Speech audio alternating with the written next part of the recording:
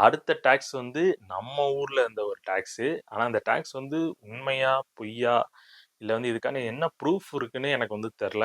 British பீரியட்ல வந்துட்டு வீட்ல வந்து கக்கூஸ் இருந்தா வந்து நீங்க வந்து அதுக்கு வந்து டாக்ஸ் பே பண்ணணும். ஆமா.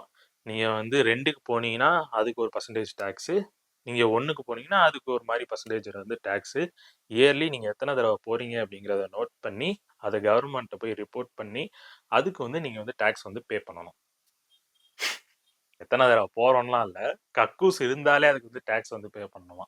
அந்த லேட்ரினோட அந்த ஜிங்க் இருக்குல்ல, அதோட சேர்த்து பாத்ரூம் இருந்துச்சு ஒரு வீட்ல அப்படின்னா, அவங்க இயர்லி இவ்வளோ அப்படின்னு சொல்லிட்டு கவர்மெண்ட்டுக்கு வந்து டாக்ஸ் பே பண்ணணும். இதுக்கு என்ன ரீசன் அப்படின்னு வந்து சொல்றாங்கன்னா, இதுலேருந்து வர்ற அந்த மணிய வந்துட்டு பப்ளிக் டாய்லெட்ஸோட மெயின்டெனன்ஸ்க்கு வந்து யூஸ் பண்ணிக்குவாங்களாம். இப்பயும் வந்து நம்ம ஓவராலா அந்த வீட்டுக்குன்னு ஒரு வரி டாக்ஸ் வந்து பே பண்றோம். ஆனா வந்து பாத்ரூம்னு தனியா வந்து ஒரு டாக்ஸ் வந்து பே பண்றது முன்னோர்கள் ஒண்ணும் முட்டாள்கள் இல்லை.